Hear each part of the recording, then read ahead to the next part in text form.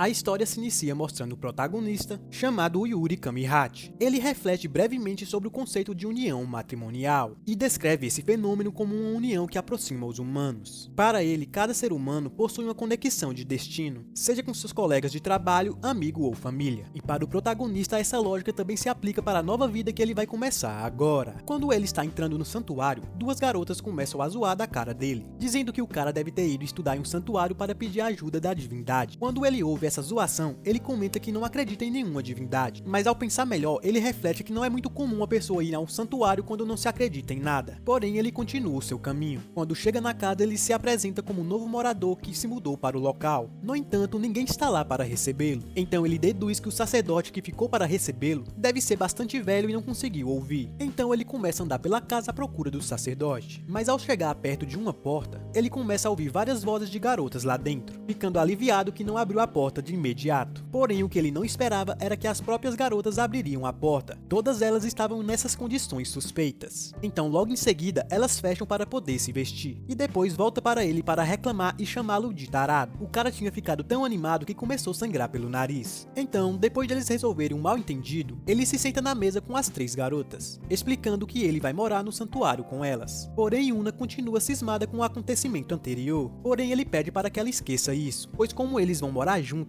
ficar relembrando desse assunto vai causar grandes problemas. E ao ver que ele estava tratando desse assunto de uma forma tão comum, Yuno volta a reclamar, pois ver o corpo de uma sacerdotista é algo muito banal. Porém, Oryu volta a lembrar que isso foi apenas um acidente, e em seguida ele pede para falar com o sacerdote superior, mas Yai informa que ele só voltará para o santuário no dia seguinte. Yai percebe que o prota está no segundo ano do ensino médio, e como ela é mais velha do que ele, ela se dispõe a ajudá-lo com qualquer coisa que ele precise, pois ela é a mais velha do local. Porém, Asahi deixa claro que mesmo Yai sendo a mais velha, ela é a mais infantil das três, e fala que ela é a garota mais jovem dali. Portanto, Asahi pede para que ele a trate como a sua irmãzinha mais nova. Yuno percebe que as outras duas garotas já aceitaram ele como parte da família, mas da parte dela, ela ainda não aceitou o garoto. Afinal, ela foi sempre contra em deixar um homem morar no santuário, e Yai pede para que ela não seja tão malvada assim, mas Yuna diz que não vai mudar de ideia. Já Yuryu diz que prefere que ela haja dessa forma, porque ele não pretende dar atenção a elas enquanto ele estiver morando ali. Então Yuna deixa o local e diz que vai ficar de olho nele por enquanto. Depois disso, Yai leva ele para o quarto que ele vai ficar, e ao tentar tirar o colchão do guarda-roupa, ela acaba caindo com as almofadas em cima do garoto. Quando Yuna vai verificar o que estava acontecendo, se depara com aquela cena bem sugestiva. Depois que tudo se acalmou, o garoto volta a estudar, mas é interrompido por Asahi querendo conhecê-lo melhor. Porém, o garoto manda ela sair do quarto pois ele está bastante ocupado. A garota começa a estranhar essa atitude dele e fica questionando a sexualidade do garoto. Em seguida, ela começa a fuçar nas coisas do garoto para ver se ele tem alguma revista adulta, para assim confirmar se o garoto é homem de verdade. Uryu fica bravo e vai até a garota, mas acaba tropeçando e caindo em cima dela. E novamente, Yuno vai até o quarto para ver o que está acontecendo, e acaba vendo novamente uma cena bastante sugestiva. Depois dessas cenas clichês, Uryu percebe que seus estudos não estão rendendo muito, então decide lavar o rosto para acordar um pouco.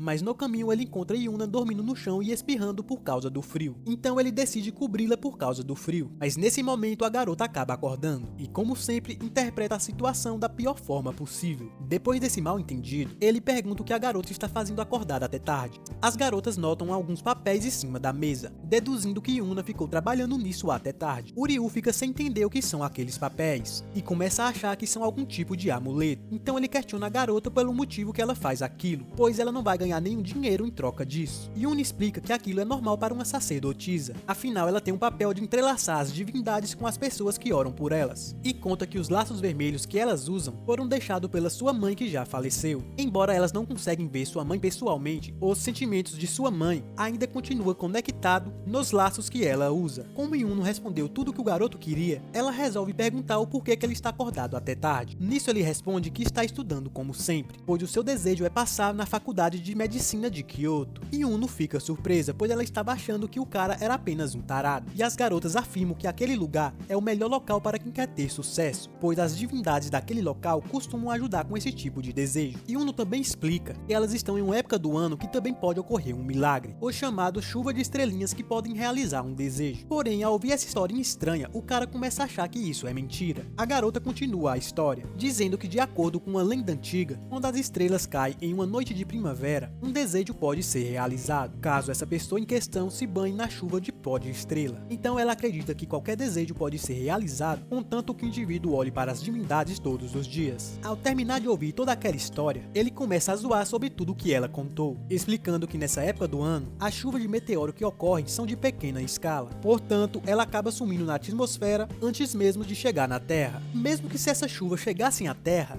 ele afirma que esse papo da pessoa se banhar com pó de estrela só iria fazer essa pessoa morrer com o impacto com um meteoro. E por fim ele fala que pessoas que acreditam nesse tipo de coisa têm o QI muito baixo. Ao ouvir tudo que o garoto falou, Yuna se irrita e fica querendo amaldiçoar o garoto. No dia seguinte, o cara continua com a sua opinião, dizendo que não acredita em nada que é pregado naquele santuário, desde as orações até os amuletos. Portanto, ele não se imagina virando um sacerdote. Ele percebe que Yuna está com dificuldades de conversar com uma criança estrangeira, e como ele é inteligente, ele vai até a criança e começa a explicar tudo em inglês, explicando o funcionamento daquele amuleto que ela acabou de receber. E depois disso ele sugere que Yuna treine mais o seu inglês, pois nesse santuário ela acabará tendo muito contato com vários estrangeiros. Do nada, um pássaro surge e rouba o laço da cabeça de Yuna. Em seguida, suas irmãs tentam acalmá-la, dizendo que as divindades estão do seu lado. O garoto vai até elas e ironicamente fala para elas ficarem paradas e esperar uma resposta do além. Depois ele vai até Yuna e começa a falar sério, afirmando que apenas ela é capaz de realizar o seu próprio desejo. Mas Yuna continua defendendo a sua crença, garantindo que as divindades nunca abandonam aqueles que rezam por ela. E em seguida afirma que o garoto realmente não combina com aquele santuário. Após essa discussão, Oryu vai até o seu quarto para estudar mais um pouco, e de repente Iai mais Asahi vai até o quarto dele, notando que ele não está mais lá. A maluquinha volta a procurar por uma revista adulta. Já Iai percebe uma foto em cima da mesa do garoto, onde Oryu está com sua mãe que já faleceu. As garotas deduz que ele tinha orado muito para as divindades nessa época, porém os seus chamados nunca foram ouvidos, se lembrando da frase que o garoto falou, sobre eles serem responsáveis por realizar o seu próprio desejo. Afinal, nenhuma outra pessoa fará isso por eles. Elas continuam conversando sobre Yuno e Uryu, dizendo que embora eles não se deram muito bem, ela acredita que no final eles vão acabar fazendo as pazes, pois os dois são mais parecidos do que imaginam. Enquanto isso, Yuno está do lado de fora ouvindo toda a conversa. Já o garoto está do lado de fora procurando pelo laço de Yuno,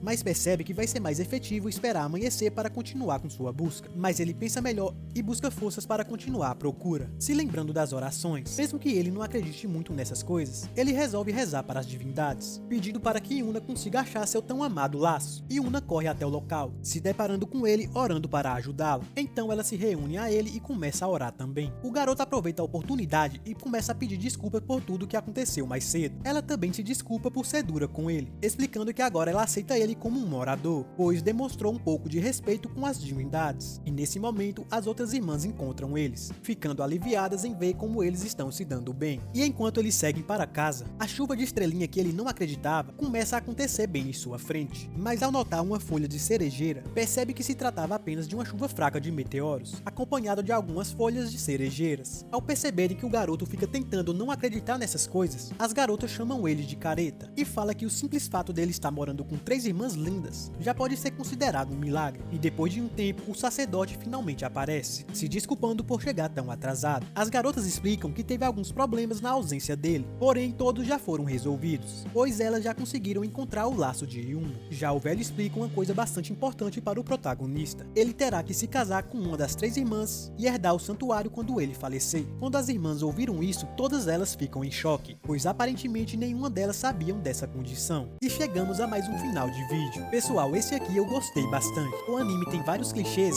mas como vocês já sabem, eu gosto bastante disso. Só espero que no final ele realmente escolha uma. Mas se eu fosse chutar, com certeza ele vai escolher a de cabelo rosa. Então, se você quer acompanhar esse anime, já se inscreva no canal e deixa aquele like, pois quando lançar os próximos episódios, eu trago um novo recap desse anime para vocês. Um grande abraço do seu amigo Yu e até a próxima.